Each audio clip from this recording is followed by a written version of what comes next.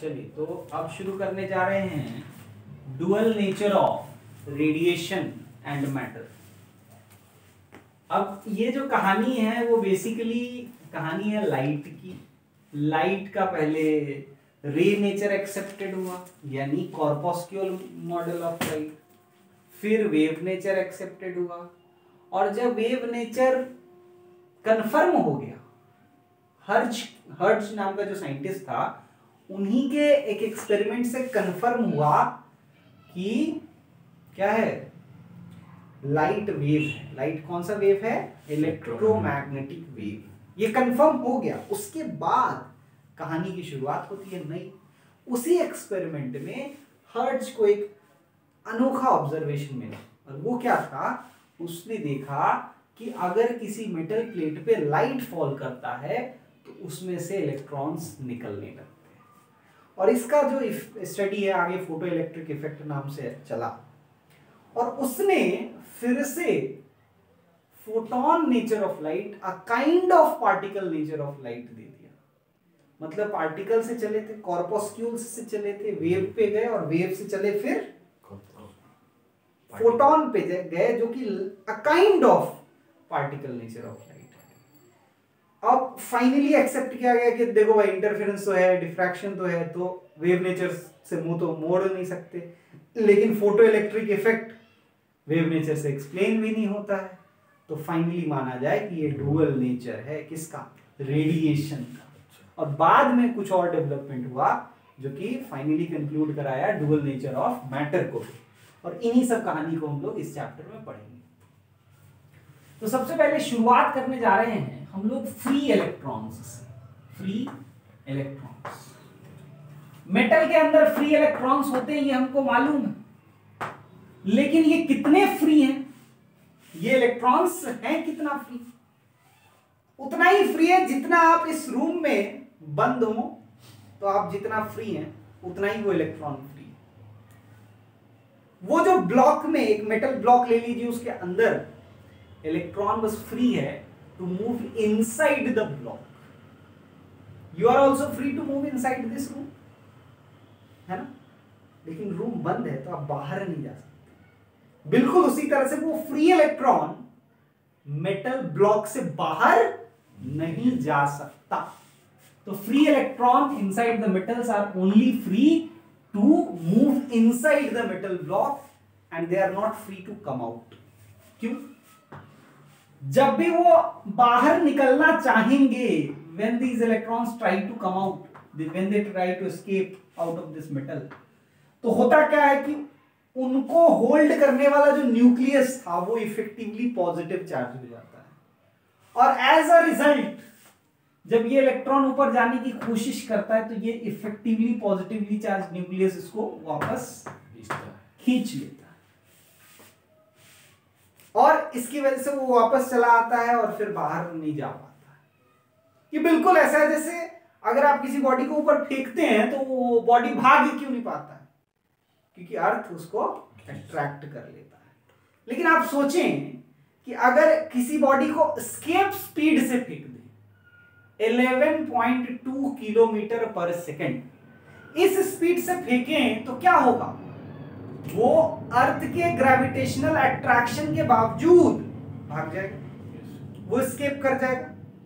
यानी कि यहां का भी इलेक्ट्रॉन भागने की कोशिश करता है तो अट्रैक्ट होकर गिर जाता है, लेकिन अगर उसके पास सफिशिएंट एनर्जी हो तो वो बाहर निकल सकता है। ठीक है भाई? और इसी सफिशिएंट एनर्जी का नाम है वर्क फंक्शन। वर्क फंक्शन क्या है? Work function, work function of a metal को हम लोग फाइ नॉट से डिनोट करते हैं। ये अलग अलग मेटल के लिए अलग अलग होगा, बिल्कुल उसी तरह जैसे अलग अलग प्लैनेट के लिए एस्केप स्पीड अलग अलग होता है। तो वर्क फंक्शन अगर अलग अलग मेटल के लिए अलग अलग है तो वर्क फंक्शन है क्या? पहले ये सोचना चाहिए। Work function is the minimum energy required by an electron to come out, है ना? This is the minimum energy required by an electron to come out for electrons to come out। आया समझ? ये पहला point, this is the first point. तो इस phi not को major किसमें करेंगे? तो क्योंकि ये एनर्जी है तो फाइ नॉट को मेजर करना चाहिए किसमें? जूल में। लेकिन इलेक्ट्रॉनिक लेवल पे जब हम बात करते हैं, एसआई नॉट जूल ही होगा, लेकिन इलेक्ट्रॉनिक लेवल पे जब हम बात करते हैं तो ज्यादा कन्वीनियंट यूनिट हो जाता है इलेक्ट्रॉन वोल्ट। ठीक है, तो ये अलग यूनिट है, this is not SI unit, joule he SI unit है, लेकिन हम लोग ज्यादा किसको यूज करेंगे? इलेक्ट्रॉन वोल्ट को। तो अब क्वेश्चन उठता है व्हाट इज इलेक्ट्रॉन वोल्ट? तो यहां पे आप डिफाइन करने जा रहे हैं इलेक्ट्रॉन वोल्ट। ध्यान से देखिएगा, आप जानते हैं कि work done equals to Q into V होता है क्या? Work done equals to Q into V, potential वाले चैप्टर में पढ़े। आप अगर मान लें कि एक इलेक्ट्रॉन है, इलेक्ट्रॉन किस टर्मिनल से किस टर्मिनल जाते हुए एक्सीलरेट होता है? बताइए। नेगेटिव पोटेंशियल से अगर पॉजिटिव पोटेंशियल की तरफ जाता है तो वो एक्सीलरेट होता है। अब मान लो इस तरफ नेगेटिव इस तरफ पॉजिटिव रखते हुए हमने 1 वोल्ट पोटेंशियल डिफरेंस यहां क्रिएट किया। किसके लिए? एक इलेक्ट्रॉन के लिए। तो ये कुछ एनर्जी गेन करेगा क्योंकि ये क्या हो रहा है? एक्सीलरेट हो रहा है। So the energy gained by an electron when it is accelerated through 1 volt potential difference, energy gained by an electron when it is accelerated through 1 volt potential difference is called 1 electron volt। वो energy 1 electron volt कहलाता है। तो इसके दौरान यहां पे आते आते इलेक्ट्रॉन के पास 1 इलेक्ट्रॉन वोल्ट काइनेटिक एनर्जी हो जाएगी। अब क्वेश्चन उठता है कि भाई ये 1 इलेक्ट्रॉन वोल्ट को जूल में कैसे कन्वर्ट करें? एक इलेक्ट्रॉन के पास जो चार्ज होता है 1.6 into 10 to the power -19 coulomb और इंटू 1 वोल्ट कर लिया। एक इलेक्ट्रॉन का ये चार्ज था, तो चार्ज की जगह कूलम्ब में हमने रख दिया। कूलम्ब और वोल्ट को आप मल्टीप्लाई करेंगे तो जूल आ जाएगा, यानी कि 1 इलेक्ट्रॉन वोल्ट जो कि था 1.6 into 10 to the power -19 coulomb volt, इसको लिख सकते हैं 1.6 into 10 to the power -19 joule. आया समझ? ये 1 इलेक्ट्रॉन वोल्ट का जूल में कन्वर्जन। अब आगे बढ़ते हैं, ये हो गया हम लोग का इलेक्ट्रॉन वोल्ट का कहानी। अब हम लोग इलेक्ट्रॉन एमिशन पे आते हैं। नेक्स्ट क्या टॉपिक है? Electron emission. इलेक्ट्रॉन का मेटल से बाहर निकलना ही इलेक्ट्रॉन एमिशन कहलाता है। आप किसी तरह से इलेक्ट्रॉन को सफिशिएंट एनर्जी दे दें, वर्क फंक्शन के बराबर एनर्जी दे दें, तो वो मेटल ब्लॉक से बाहर निकल जाए, इसी प्रोसेस को क्या बोलते हैं? Electron emission. अब ये इलेक्ट्रॉन एमिशन बहुत अलग अलग तरीके का हो सकता है। First type is thermionic emission. Thermionic emission. आप क्या करेंगे कि मान लीजिए आपके पास बहुत हीट है, आपने उस बहुत सारा अमाउंट ऑफ हीट प्रोवाइड कर दिया मेटल को, तो आपने टेम्परेचर बढ़ा के उसके इलेक्ट्रॉन्स को एनर्जी दी, और अब वैसे इलेक्ट्रॉन्स के पास अगर सफिशिएंट एनर्जी आ गया टू ओवरकम द अट्रैक्शन, तो वो बाहर निकल जाएंगे, और एज अ रिजल्ट जो इलेक्ट्रॉन का एमिशन होगा उसको हम लोग क्या बोलेंगे? थर्म आयोनिक एमिशन कहेंगे। तो energy is provided by temperature और हीट। जब हीट करके हम लोग एनर्जी प्रोवाइड करते हैं और उससे इलेक्ट्रॉन एमिशन होता है, उसको थर्म आयोनिक एमिशन कहते हैं। सेकेंड जो एमिशन होता है उसको हम लोग फील्ड एमिशन कहते हैं। Field emission. आप क्या करें कि हाई इलेक्ट्रिक फील्ड में रख दें मेटल को, तो मेटल का इलेक्ट्रॉन उस इलेक्ट्रिक फील्ड से जब एक्सीलरेट होगा, अगर उसके पास सफिशिएंट एनर्जी आ गया कि वो उस मेटल से बाहर निकल सके, तो उस एमिशन को हम लोग फील्ड एमिशन कहते हैं। एंड थर्ड एमिशन जो है वो क्या है बोलो, photo electric emission. Photo electric emission, photo electric emission क्या है भाई, तो किसी ब्लॉक पे, अगर किसी मेटल ब्लॉक पे अगर लाइट फॉल कराएं और उस लाइट की वजह से इलेक्ट्रॉन के पास सफिशिएंट एनर्जी आ गया कि वो इलेक्ट्रॉन बाहर निकल जाए, तो ऐसे इलेक्ट्रॉन एमिशन को हम लोग क्या बोलते हैं बोलो, फोटो इलेक्ट्रिक एमिशन। एक और चौथा तरीका हो सकता है, उसको बोलते हैं सेकेंडरी एमिशन। सेकेंडरी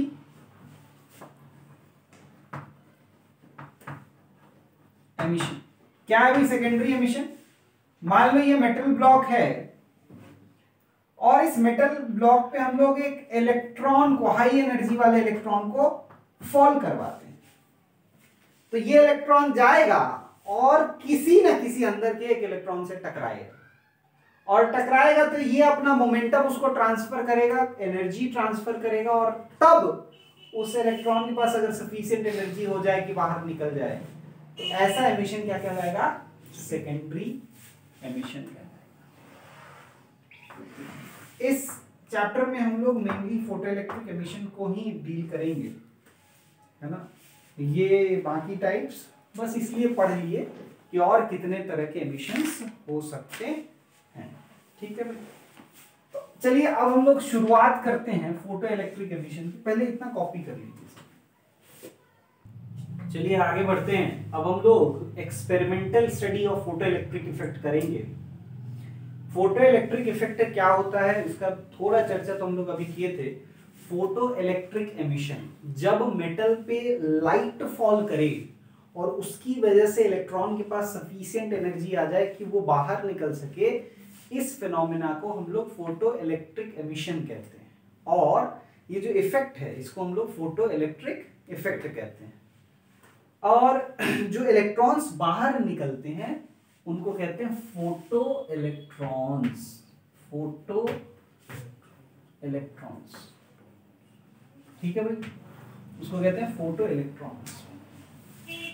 अब मान लो उसके बारे में स्टडी करने के लिए बहुत सारे साइंटिस्ट्स ने इसके बारे में स्टडी किया। हर्च ने सबसे पहले उसको ऑब्जर्व किया, फिर वो भी थोड़ा बहुत पढ़े, उसके बाद मतलब स्टडी किए, उस एक्सपेरिमेंट को कर करके देखे बार बार कि क्या इफेक्ट आ रहा है। उसके अलावा लेनार्ड नाम के एक साइंटिस्ट थे, उन्होंने भी स्टडी किया।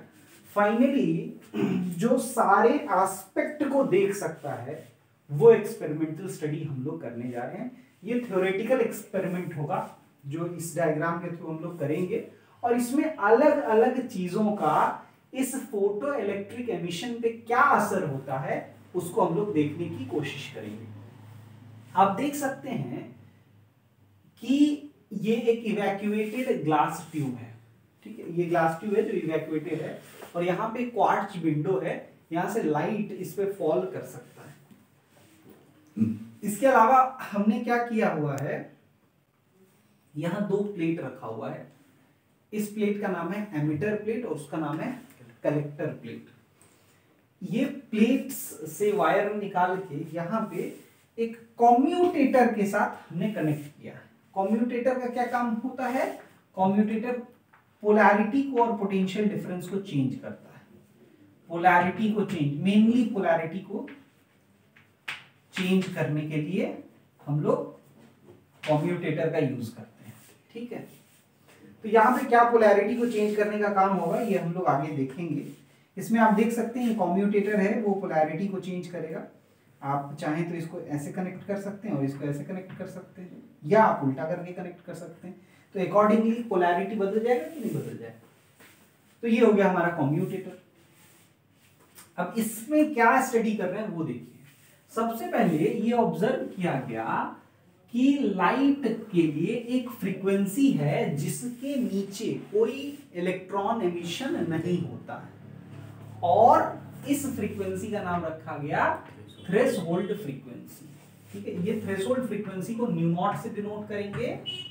For light having frequency nu greater less than threshold frequency, no photoelectric emission takes place, no photoelectric emission takes place. अगर लाइट का फ्रीक्वेंसी थ्रेशोल्ड फ्रीक्वेंसी के मुकाबले छोटा है तो कोई फोटो इलेक्ट्रिक एमिशन नहीं होगा। थ्रेशोल्ड फ्रीक्वेंसी किस पे डिपेंड करेगा?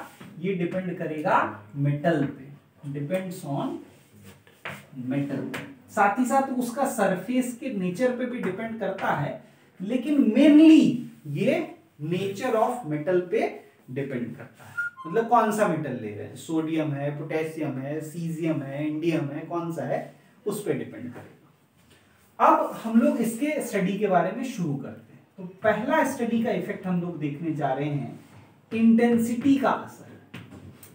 इंटेंसिटी की वजह से क्या असर होता है, ठीक है। मतलब लाइट का इंटेंसिटी अगर आप बढ़ाएंगे या घटाएंगे, उससे फोटो इलेक्ट्रिक करंट पे या फोटो करंट, यहां पे आई जो दिख रहा है स्मॉल आई, ये है फोटो करंट। मतलब इस सर्किट में जो करंट होगा ना उसको कहेंगे फोटो करंट, क्योंकि वो किसकी वजह से है, फोटो इलेक्ट्रॉन्स की वजह से है, इसलिए उस करंट का नाम है फोटो करंट। तो हम लोग देखने जा रहे हैं कि इंटेंसिटी बढ़ाने या घटाने से फोटो करंट पे क्या असर होगा, ठीक। तो इस पूरे स्टडी को दो भागों में बांटते हैं, इंटेंसिटी के वेरिएशन की स्टडी को दो भागों में बांटते हैं। पहला है new less than new not और दूसरा new greater than new not. मतलब अगर लाइट का फ्रीक्वेंसी थ्रेशोल्ड फ्रीक्वेंसी से छोटा है तो इंटेंसिटी बढ़ाने घटाने से क्या असर होगा, और लाइट का फ्रीक्वेंसी थ्रेशोल्ड फ्रीक्वेंसी से बड़ा है तो लाइट को बढ़ाने घटाने से क्या असर होगा। तो हम लोग ये देखते हैं कि if the frequency of light is less than threshold frequency, no electrons comes out, no electron comes out. अगर ऐसा है, कोई इलेक्ट्रॉन बाहर ही नहीं आ रहा है, तो आई तो हमेशा जीरो रहेगा ना। अब देखिए इस सर्किट को, तो ये सर्किट पूरा तब होगा जब यहां पे इलेक्ट्रॉन फ्लो करे। यहां मेटल तो है नहीं, अगर पूरे में मेटल रहता तो हम पोटेंशियल डिफरेंस अप्लाई करते तो करंट हमेशा दिखता, लेकिन यहां पे मेटल नहीं, यहां पे इलेक्ट्रॉन को हवा में तैरना है और तब यहां पहुंचना है। अब यहां से इलेक्ट्रॉन निकलेगा ही नहीं तो कोई फोटो इलेक्ट्रिक करंट दिखेगा क्या, नहीं। तो क्योंकि फोटो करंट जीरो रहेगा, आप इंटेंसिटी को बढ़ाइए घटाइए कोई असर नहीं होगा। तो क्या पता चलता है, for light of frequency less than threshold frequency, no electron comes out of the metal surface whatever be the intensity of light. Light का इंटेंसिटी कितना भी अधिक हो जाए, एकदम हाई इंटेंसिटी लाइट दे दें, लेकिन अगर फ्रीक्वेंसी थ्रेशोल्ड फ्रीक्वेंसी से जरा सा भी कम है तो इलेक्ट्रॉन नहीं निकलेगा, बात खत्म। आप उसके बगल में जाके टॉर्च जला दीजिए। अब इंटेंसिटी कैसे वेरी करते हैं आप सोचिए। इंटेंसिटी को वेरी करने के लिए हम सेम टॉर्च लेते हैं, उसको नजदीक ले जाएंगे इंटेंसिटी बढ़ जाएगा, और दूर ले जाएंगे इंटेंसिटी घट जाएगा, ठीक है। तो आप एकदम बगल में टॉर्च जला दीजिए, अगर फ्रीक्वेंसी थ्रेशोल्ड फ्रीक्वेंसी से छोटा है कोई इलेक्ट्रॉन नहीं निकलेगा। दूसरा, जब फ्रीक्वेंसी थ्रेशोल्ड फ्रीक्वेंसी से स्लाइटली भी बड़ा है तो हमने देखा कि फोटो इलेक्ट्रॉन का जो करंट है, यानी फोटो करंट जो है वो इंटेंसिटी के डायरेक्टली प्रोपोर्शनल, ठीक है, इंटेंसिटी के डायरेक्टली प्रोपोर्शनल। अब वो अगर करंट बढ़ रहा है, इसका मतलब क्या होगा कि if we increase intensity of light, number of electrons emitted per second बढ़ जा रहा है, emitted per second is increasing. मतलब ये समझ में आया कि इंटेंसिटी बढ़ाने से फोटो करंट क्यों बढ़ रहा है, क्योंकि नंबर ऑफ इलेक्ट्रॉन्स जो उसमें से एमिट हो रहा है पर सेकेंड वो बढ़ रहा होगा। तो कहीं ना कहीं इंटेंसिटी नंबर ऑफ इलेक्ट्रॉन्स से रिलेटेड है ना। इतना समझ में आ गया, पहले इतना कॉपी कर लीजिए। चलिए अब आगे बढ़ते हैं। अब हम लोग जो सेकेंड पॉइंट देखने जा रहे हैं वो है इफेक्ट ऑफ पोटेंशियल। मतलब पोटेंशियल की वजह से क्या असर आता है। ध्यान रखिएगा, हम लोग जब भी आप पढ़ाई करेंगे तो ध्यान रखेंगे कि frequency must be greater than threshold frequency, क्योंकि अगर उससे छोटा होगा तो इलेक्ट्रॉन निकलेगा ही नहीं, तो स्टडी क्या करिएगा, है ना। तो अब हम लोग इफेक्ट ऑफ पोटेंशियल देखने जा रहे हैं, ध्यान से सुनेंगे। अगर frequency greater than threshold frequency है, यहां पे करंट वर्सेस पोटेंशियल का ग्राफ ड्रॉ करेंगे, ठीक है। तो करंट वर्सेस पोटेंशियल का ग्राफ जो ड्रॉ कर रहे हैं, frequency greater than threshold frequency भी है, तो इवन एट जीरो पोटेंशियल, ये किस पोटेंशियल की बात कर रहे हैं, potential difference between these two plates की बात कर रहे हैं। तो अगर इन दोनों के बीच में कोई पोटेंशियल डिफरेंस नहीं भी लगाया जाए तो भी हम लोग देखते हैं कि कुछ करंट तो है, ठीक, कुछ करंट है। अब क्या करते हैं, अब हम लोग ए का पोटेंशियल यानी कि एनोड या ये कहें कि कलेक्टर प्लेट का potential with respect to emitter plate positive करना शुरू करते हैं, ठीक है। पॉजिटिव वाले पोटेंशियल को इधर लिखेंगे, इधर जब आएंगे तो इसका मतलब होगा ये V is positive with respect to emitter plate, है ना। ये V जो लिख रहे हैं वो with respect to emitter plate, emitter plate के रेस्पेक्ट में बात कर रहे हैं। तो एमिटर प्लेट के रेस्पेक्ट में अगर इसको पॉजिटिव रखेंगे और पॉजिटिव वैल्यू को बढ़ाएंगे तो हम लोग देखते हैं कि करंट बढ़ता है, करंट बढ़ता है। तो बढ़ते बढ़ते सैचुरेट कर देता है, ठीक, ये कहलाता है सैचुरेशन करंट। अब इसके बाद वोल्टेज बढ़ा रहे हैं फिर भी करंट कांस्टेंट है। इसके बाद अब बहुत हाई वोल्टेज कर दीजिएगा, फील्ड एमिशन ही हो जाए तो अलग ही कहानी है। लेकिन फोटो इलेक्ट्रिक एमिशन में अब ये करंट सैचुरेट कर गया, अब इससे नहीं बढ़ेगा। तो उधर हम लोग को एक टर्म मिला, एक चीज मिला जिसको बोलते हैं सैचुरेशन करंट, ठीक है। इसको बोलेंगे IS से डिनोट करेंगे, इसका नाम है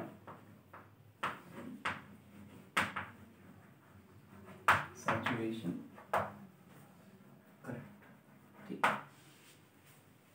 अब हम V को नेगेटिव बनाते हैं, मतलब कलेक्टर प्लेट का potential with respect to emitter plate negative करते हैं। यहीं पे कम्यूटेटर का रोल आ जाएगा, कम्यूटेटर ही तो पोलैरिटी को बदल रहा है। तो जब ये नेगेटिव बनाते हैं तो क्या होना चाहिए, करंट हमने देखा डिक्रीज कर रहा, और डिक्रीज होते होते एक ऐसा नेगेटिव पोटेंशियल आता है जिसके लिए करंट क्या हो जाता है, बोलो जीरो।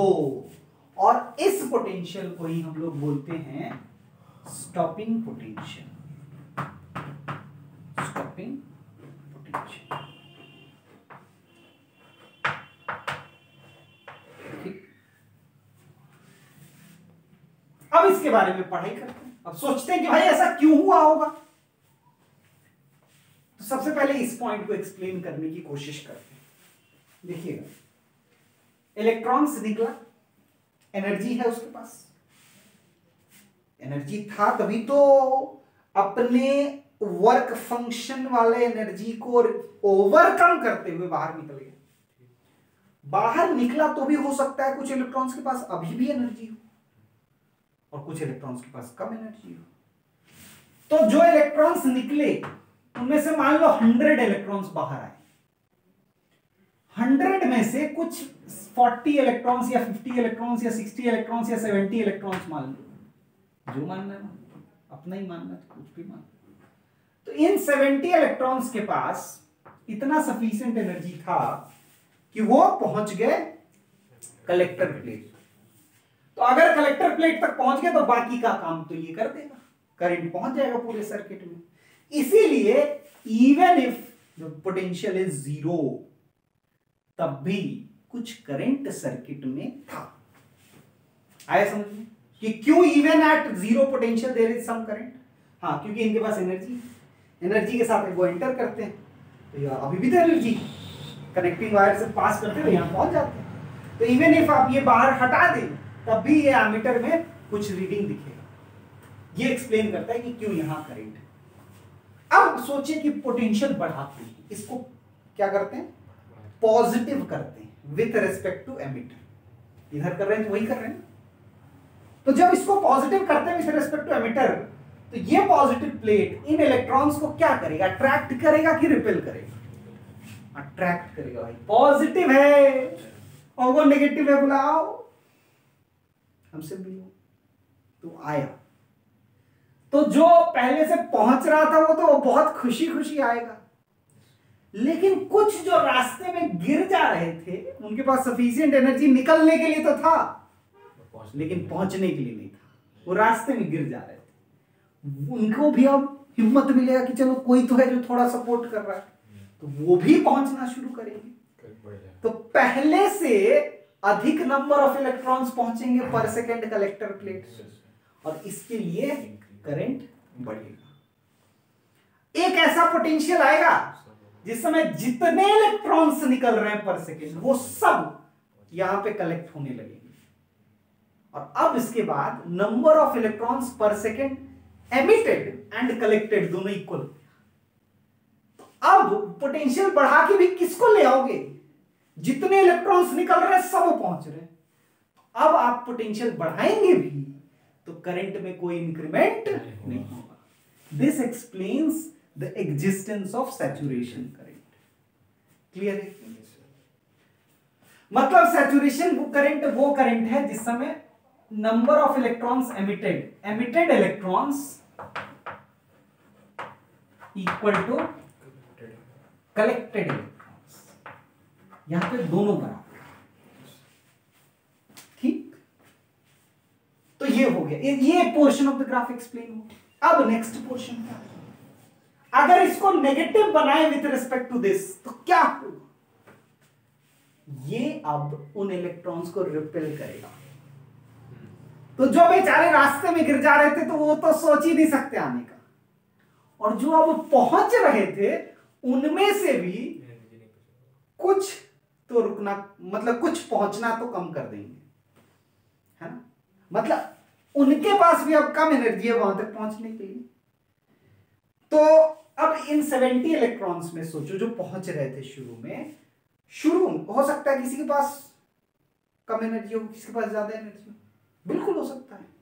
30 वालों के पास भी तो अलग अलग एनर्जी था, सारे इलेक्ट्रॉन्स के पास अलग अलग एनर्जी है। ये भी एक इंपॉर्टेंट ऑब्जर्वेशन है, ठीक है, इस पे हम लोग आएंगे। लेकिन ये बात तो तय है कि सबके पास अलग अलग एनर्जी है। तो इन 70 इलेक्ट्रॉन्स में से जो सबसे वीक होंगे वो पहले पहुंचना बंद करेंगे, तो करंट डिक्रीज होगा, करंट डिक्रीज होता जाएगा, क्योंकि और एनर्जी वाले भी रुकने लगेंगे, और एनर्जी वाले भी रुकने लगेंगे, और एनर्जी वाले भी रुकने लगेंगे। और जब नेगेटिव पोटेंशियल इतना स्ट्रांग हो जाएगा कि वो सबसे हाईएस्ट एनर्जी वाले इलेक्ट्रॉन को रोक देगा, तब करंट जीरो, और उसी पोटेंशियल को स्टॉपिंग पोटेंशियल कहते हैं। So stopping potential is that negative potential which is capable of stopping electrons of maximum kinetic energy. Maximum kinetic energy वाले इलेक्ट्रॉन्स को जो रोक दे उसी नेगेटिव पोटेंशियल को क्या बोलते हैं, वो लोग स्टॉपिंग पोटेंशियल। हालांकि ये नेगेटिव होता है, लेकिन हम लोग जब कंपेयर करेंगे तो इसके वैल्यू मैग्नीट्यूड को कंपेयर करेंगे। जैसे -2 इलेक्ट्रॉन वोल्ट, -2 वोल्ट या -3 वोल्ट, -4 वोल्ट ऐसे रहेगा, लेकिन हम लोग उसको 2 वोल्ट, 3 वोल्ट, 4 वोल्ट ऐसे ही लेंगे। ठीक है, अंडरस्टूड रहना चाहिए कि स्टॉपिंग पोटेंशियल मतलब potential of collector negative with respect to emitter. दूसरा एक और पॉइंट जो यहां से निकल के आ रहा था बीच बीच में, वो ये है कि all the electrons emitted do not have same energy. कुछ के पास मैक्सिमम होगा और कुछ के पास उससे कम होगा। क्यों हुआ होगा ऐसा? क्योंकि सारे इलेक्ट्रॉन सिमिलर सिचुएशन में नहीं। कुछ इलेक्ट्रॉन एकदम छत पे, मेटल के एकदम आउटर लेयर पे, उनको एनर्जी मिलता है, तो बस बाहर निकल जाते हैं। तो वो हो सकता है मैक्सिमम एनर्जी के साथ निकले, कुछ और अंदर है, उनको जब एनर्जी मिलता है तो वो बाहर निकलने का कोशिश करते, हो सकता है रास्ते में किसी से टकरा जाए तो कुछ एनर्जी उसको दे के तब आए, ऐसा हो सकता है। हाँ, that is why all the electrons which are coming after photoelectric emission do not have same kinetic energy. Yes, do not have same energy. और इसीलिए यहां पे आपको दिख रहा है अलग अलग करंट। नहीं तो क्या होता, नहीं तो ग्राफ जो है कमाल का होता। अगर सबका एनर्जी बराबर होता तो सैचुरेशन करंट ही केवल करंट होता। ये पॉइंट यहीं से शुरू होता और पूरा पूरा कांस्टेंट रहता थ्रू आउट, समझ रहे? और एक ही बार आके सीधे जीरो हो जाता, सब एक साथ जीरो हो जाता, समझ रहे हैं? हो सकता है थोड़ा पीछे आता उसी स्ट्रेट लाइन में और सीधे आके ड्रॉप हो जाता, गिर जाता, है ना? लेकिन ये ग्राफ मिलना, ये ग्राफ हमको बताता है कि all the electrons which are emitted in photoelectric emission do not have same kinetic energy. ठीक है, दे हैव डिफरेंट काइनेटिक। मतलब एक तो है जिसके पास K max है, वो सबसे ज्यादा एनर्जी रखा है भाई। अच्छा, K max और स्टॉपिंग पोटेंशियल में कुछ रिलेशन होगा, सोचो। हाँ, K max को जो रोक दे वही तो स्टॉपिंग पोटेंशियल है। Yes sir. अब सोचना ध्यान से देखना, यहां पे वही रिलेशन डिराइव करेंगे। देखिएगा, मान लीजिए ये जीरो है और ये है minus we naught, stopping potential होगी। ये जीरो, ये विद रिस्पेक्ट टू दिस इसका पोटेंशियल है, आपको यहां पे लिखे थे with respect to emitter plate. तो with respect to emitter plate है तो एमिटर प्लेट को जीरो ले लेते हैं, वो माइनस वी नॉट हो गया। अब इलेक्ट्रॉन यहां से निकला तो निकलते समय उस इलेक्ट्रॉन के पास कितना एनर्जी है? K max, क्योंकि भाई वी नॉट के सामने जो खड़ा है वो K max वाला ही खड़ा है, वही रुक रहा है, क्योंकि उससे पहले ही बाकी रुक चुके हैं, समझ रहे हैं? तो ये K max के साथ खड़ा है और ये यहां जाता है और यहां जाके जस्ट रुक जाए, पहुंच नहीं पाए प्लेट तक, प्लेट के पास जस्ट पहुंच के उसका वेलोसिटी जीरो हो जाए तो वहां करंट जीरो हो जाएगा, बाकी सब तो पहले ही रुक जाएंगे, पहले ही गिर जाएंगे। तो ये K max है यहां पर। अच्छा, यहां से यहां तक क्या एनर्जी कंजर्वेशन लगा सकते हैं? हाँ, लगा सकते हैं। क्यों? क्योंकि केवल जो फोर्स लगा रहे हैं वो इलेक्ट्रिक फील्ड फोर्स लगा रहे हैं। देखो, इलेक्ट्रिक फील्ड इधर होगा, है ना? Higher potential to lower potential electric field है, तो इलेक्ट्रिक फील्ड ही फोर्स लगा रहा है, कोई और नहीं लगा रहा। तो यहां से यहां तक एनर्जी कंजर्वेशन लगा सकते हैं। यहां पे बताओ पोटेंशियल एनर्जी कितना है? जीरो। पोटेंशियल एनर्जी यू क्या होता है? Q इंटू वी होता है क्या? U equal to Q into V होता है। तो यहाँ पे पोटेंशियल क्या है? जीरो, और चार्ज है भी तो पोटेंशियल एनर्जी तो जीरो है। Kinetic energy K max equal to, देखना आधा इक्वल टू यहां पे पहुंचते पहुंचते उसका काइनेटिक एनर्जी क्या हो जाएगा? जीरो। और पोटेंशियल एनर्जी क्या है? Minus E into minus we naught, जहां वी नॉट पॉजिटिव है, ध्यान रखना, समझ रहे हैं? वी नॉट पॉजिटिव है, अरे -4 वोल्ट, तो माइनस हटा दो तो 4 तो पॉजिटिव है ना, इसलिए माइनस वी नॉट लिख रहे हैं, वी नॉट पॉजिटिव। तो देखना K max किसके बराबर आ जाएगा? E भी पॉजिटिव है, ध्यान रखना, E पॉजिटिव, ठीक है? तो हम लोग लिख लेंगे, यहां लिख लेते हैं, K max equals to E V naught, समझ रहे हैं? तो K max और E V naught में ये रिलेशन है, जहां E पॉजिटिव है, E का value 1.6 into 10 to the power -19 है, क्योंकि अगर इसके आगे माइनस लगना था वो माइनस पहले ही लगा चुके हैं। V naught भी पॉजिटिव है, उसके आगे माइनस लगना था वो लगा चुके हैं। अब दोबारा इस फॉर्मूला को यूज करते हुए E को नेगेटिव नहीं रखना है, V naught को नेगेटिव नहीं रखना है, ठीक है? ये हो गया relation between K max and E V naught, इतना कॉपी कर लें। तो चलिए आप देखने जा रहे हैं effect of intensity on saturation current and stopping potential.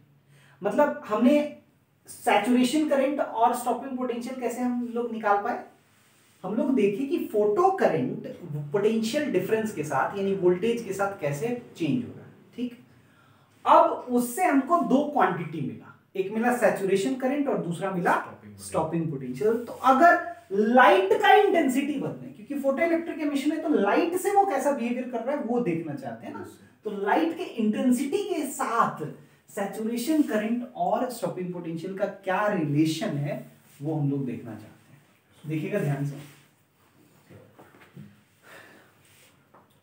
अगर हम लोग इंटेंसिटी बढ़ाएं या घटाएं तभी तो पता चलेगा। मान लो एक पर्टिकुलर इंटेंसिटी के साथ हमने ये ग्राफ ऑब्टेन किया, ऐसा ग्राफ मिला जहां पे ये सैचुरेशन करंट आपको दिख रहा है,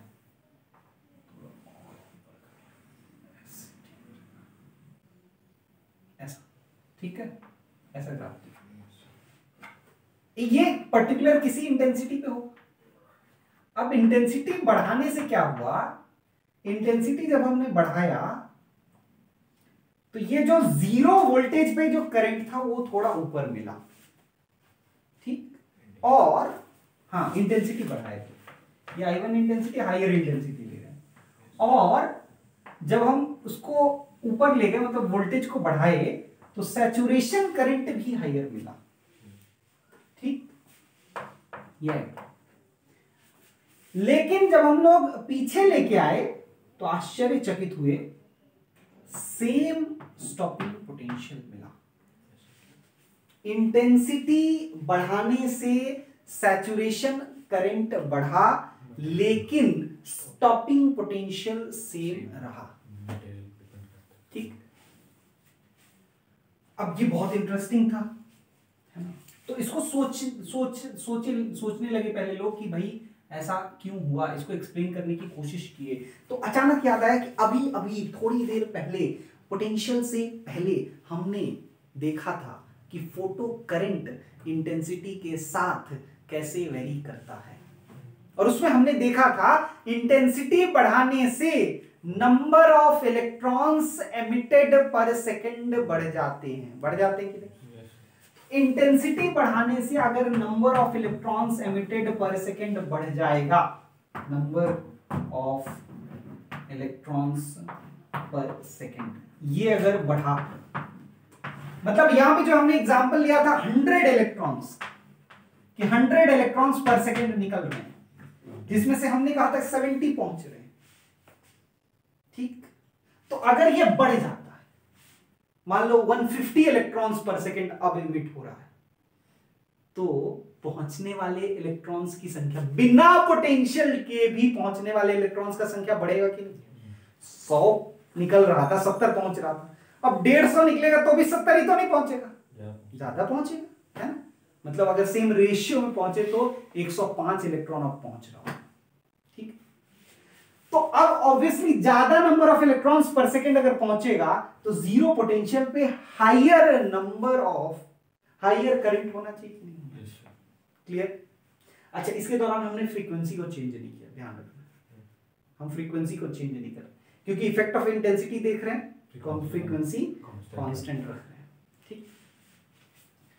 तो हायर करंट मिला हमको, और ऑब्वियसली पोटेंशियल बढ़ाएंगे, पोटेंशियल पॉजिटिव करेंगे तो वैसे ही 105 से 110, 115, 120 ज्यादा नंबर ऑफ इलेक्ट्रॉन्स पहुंचने लगेंगे, और अगेन एक ऐसा समय आएगा जब 150 पूरा इलेक्ट्रॉन्स वहां पे पर सेकंड पहुंचने लगेगा, और तब करंट जो होगा वो सैचुरेशन करंट पहुंच जाएगा। लेकिन इस बार सैचुरेशन करंट हायर होगा पिछले के मुकाबले। तो ये पूरा हम लोग के हिसाब से था, जो अभी तक हम लोगों ने सोचा था उसके हिसाब से। और जब पीछे ले गए, नेगेटिव पोटेंशियल हमने किया तो देखा कि सेम नेगेटिव पोटेंशियल पे फोटो करंट जीरो हो रहा है, photo current same negative potential पे जीरो हो रहा है, यानी कि सेम स्टॉपिंग पोटेंशियल मिल रहा है। इसका क्या मतलब है? कहीं ना कहीं maximum kinetic energy of electrons is independent of intensity की बात आ रही, क्योंकि देखो केमैक्स जो था अभी अभी हमने देखा, केमैक्स किसके बराबर था? ई वी नॉट, ठीक है। तो अगर वी नॉट सेम रहेगा इंटेंसिटी बदलने से, और ई तो सेम है, इलेक्ट्रॉन की बात तो कर रहे हैं, तो केमैक्स सेम रहेगा। मतलब इंटेंसिटी बढ़ाने से maximum kinetic energy of electrons change नहीं होता है। तो केमैक्स जो है is independent of intensity. Clear? ये बात समझ में आती है। और इसी तरह से अगर आप हायर और इंटेंसिटी देंगे तो इस तरह का ग्राफ मिल जाएगा। इंटेंसिटी सेम रखा, फ्रीक्वेंसी हमने चेंज किया, तो ये एक पार्ट निकल के आता है। अब इसके बाद हम लोग इफेक्ट ऑफ इंटेंसिटी नहीं देख के फ्रीक्वेंसी देखते हैं। थ्रेशोल्ड फ्रीक्वेंसी के बाद अब ये फ्रीक्वेंसी आया फिर से दोबारा, ये वही फ्रीक्वेंसी है, फ्रीक्वेंसी ऑफ लाइट ही है, लेकिन फ्रीक्वेंसी को वेरी करते हुए आपको ध्यान रखना है कि new must remain always greater than new not. New naught से छोटा अगर होगा तो इलेक्ट्रॉन ही नहीं निकलेगा, कोई फोटो इलेक्ट्रॉन नहीं होगा, फोटो करंट नहीं होगा, कोई स्टडी हो ही नहीं सकता। तो न्यू वेरी करके अब हम देखेंगे। ठीक, तो ग्राफ तो सिमिलर है, ग्राफ तो सेम ही ऑब्टेन होगा ना। पहला ग्राफ इसको मिटाना है, सिमिलर ग्राफ पहला ग्राफ होगा, मतलब एक गिवन इंटेंसिटी और गिवन फ्रीक्वेंसी पे ये ग्राफ हमको मिल गया। अब पिछली बार हमने इंटेंसिटी बढ़ाया था, अब क्या करेंगे? फ्रीक्वेंसी बढ़ाएं।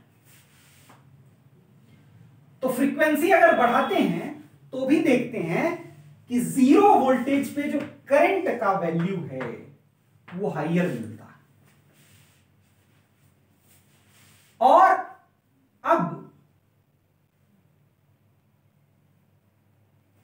जब हम पोटेंशियल को पॉजिटिव बनाते हैं तो क्या पाते हैं कि सैचुरेशन करंट सेम है, और जब पोटेंशियल को नेगेटिव बनाते हैं तो क्या पाते हैं? स्टॉपिंग पोटेंशियल मोर नेगेटिव हो गया। ये V02 है और ये V01 है, तो हम लोग लिखेंगे V02 ग्रेटर देन V01। समझ रहे हैं क्यों? ये पॉजिटिव नंबर्स, ये -3 वोल्ट है तो ये -4 वोल्ट, पर नेगेटिव के लिए हम माइनस माइनस लगा देंगे तो ये माइनस हटा देंगे तो ये 4 हो जाएगा, 3 हो जाएगा, तो 4 ग्रेटर देन 3 वोल्ट लिख रहे हैं वहां पे। मतलब हाइयर स्टॉपिंग पोटेंशियल मिलता है। For higher frequency higher stopping potential मिलता है। तो इससे क्या पता चलता है? इससे हम लोग को यह पता चलता है कि अगर हम फ्रीक्वेंसी बढ़ाते हैं, ध्यान से देखिए, अगर हम फ्रीक्वेंसी बढ़ाते हैं तो उससे काइनेटिक एनर्जी ऑफ इलेक्ट्रॉन्स या maximum kinetic energy of electrons पक्का बढ़ रहा होगा। तभी तो अब उसको रोकने के लिए ज्यादा नेगेटिव पोटेंशियल का जरूरत पड़ रहा है। तो इसका मतलब हुआ कि लाइट का फ्रीक्वेंसी बढ़ाने से मैक्सिमम काइनेटिक एनर्जी बढ़ेगा, लेकिन इस बार भी पिछली बार की तरह 100 ही इलेक्ट्रॉन निकले होंगे। इस बार भी number of electrons emitted per second जो है वो उतना ही रहा, है ना, 100। मतलब फ्रीक्वेंसी बढ़ाने से number of electrons emitted per second change नहीं होता है, सेम रहता है। अब फिर मन में डाउट आता है कि अच्छा ठीक है, ये तो एक्सप्लेन हो गया कि काइनेटिक एनर्जी मैक्सिमम बढ़ गया इसलिए स्टॉपिंग पोटेंशियल मोर नेगेटिव हुआ, लेकिन ये हायर क्यों मिला? ये दिमाग में आएगा, क्योंकि देखिए हाई फ्रीक्वेंसी देने से maximum kinetic energy of electron बढ़ा है, तो सब का इलेक्ट्रॉन का एनर्जी थोड़ा थोड़ा बढ़ा होगा कि नहीं? yes. तो पहले जो 70 इलेक्ट्रॉन्स पहुंच पा रहा था, निकल तो अभी भी 100 ही रहा, लेकिन 75-80 इलेक्ट्रॉन्स अब पर सेकेंड बिना पोटेंशियल के पहुंच रहा होगा, जो जस्ट गिर जा रहा था। सोचो, उसको मिला फ्रीक्वेंसी का सहारा, फ्रीक्वेंसी हाई मिला तो वो भी पहुंच गया कलेक्टर के पास, और इसीलिए 0 पोटेंशियल पे हायर करंट मिला। लेकिन निकला तो 100 ही, तो आप पॉजिटिव पोटेंशियल करेंगे भी, बहुत एनर्जेटिक है, लेकिन है 100 ही, तो electrons emitted per second decide करता है करंट, तो करंट का वैल्यू फाइनली सेम रह जाएगा। ये बात समझ में आ गई। अब इस पूरे चीज को ना हम एक साथ सम अप कर लेंगे। क्या क्या चीज?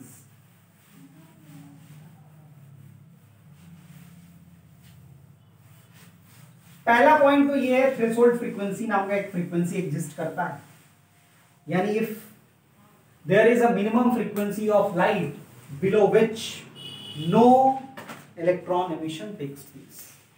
उसको सम अप यहां कर रहे हैं इंटेंसिटी को लेकर और फ्रीक्वेंसी को लेकर। इंटेंसिटी बढ़ाने से सैचुरेशन करंट बढ़ रहा है, यानी number of electrons emitted per second बढ़ रहा है। फ्रीक्वेंसी बढ़ाने से सैचुरेशन करंट कांस्टेंट है, यानी number of electrons per second constant. मतलब number of electrons emitted per second is independent of frequency and number of electrons emitted per second depends only on intensity. V naught constant है, यानी maximum kinetic energy of electron, ये constant, यानी maximum kinetic energy of electron it is independent of intensity. V naught बढ़ रहा है यहां पर, यानी काइनेटिक एनर्जी मैक्सिमम बढ़ रहा है। ये सम हो गया उस पूरे चीज का, एक साथ निचोड़ हो। अब अगर हम लोग स्टॉपिंग पोटेंशियल और फ्रीक्वेंसी के बीच का ग्राफ बनाएं, देखिए सैचुरेशन करंट या करंट वर्सेस इंटेंसिटी तो ऑलरेडी बना चुके हैं, ये इस पे डिपेंड करता है ना। लेकिन स्टॉपिंग पोटेंशियल और फ्रीक्वेंसी का ग्राफ नहीं बनाया। तो जब स्टॉपिंग पोटेंशियल वर्सेस फ्रीक्वेंसी का ग्राफ बनाते हैं तो क्या मिलता है समझिए। एक फ्रीक्वेंसी मिलता है थ्रेशोल्ड फ्रीक्वेंसी। इस थ्रेशोल्ड फ्रीक्वेंसी से नीचे की तो बात ही नहीं करनी है, क्योंकि कोई स्टॉपिंग पोटेंशियल हो ही नहीं सकता। भाई स्टॉपिंग पोटेंशियल तो तब होगा ना जब इलेक्ट्रॉन निकलेगा। इससे नीचे की फ्रीक्वेंसी पे तो इलेक्ट्रॉन निकल ही नहीं रहा है, तो ये जो ग्राफ होगा वो तो ऐसा ही रहेगा, जीरो। इसके बाद ये ग्राफ ऐसा, ठीक है।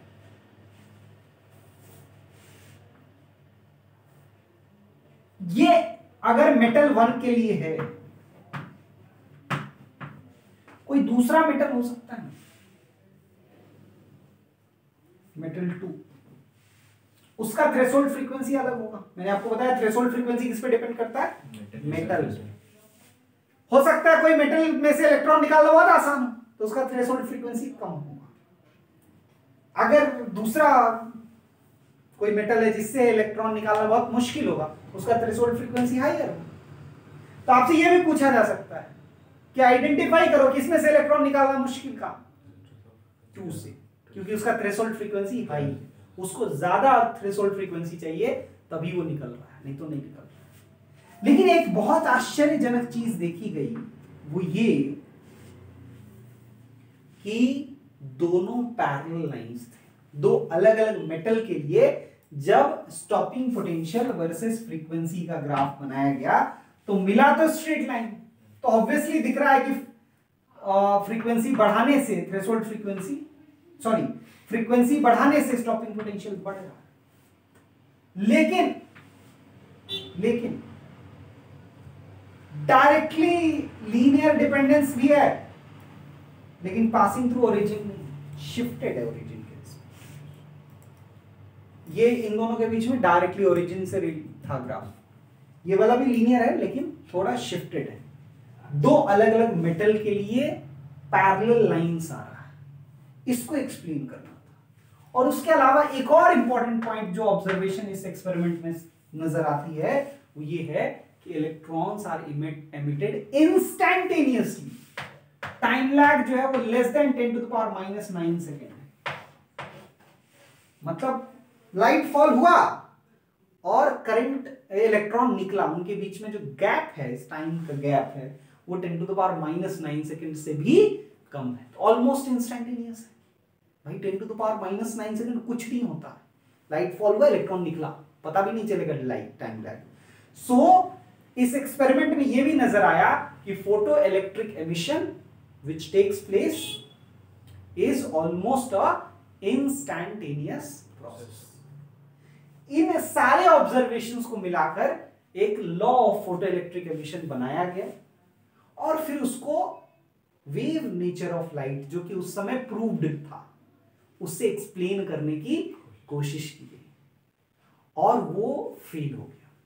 Wave nature could not explain the photo electric emission experiment.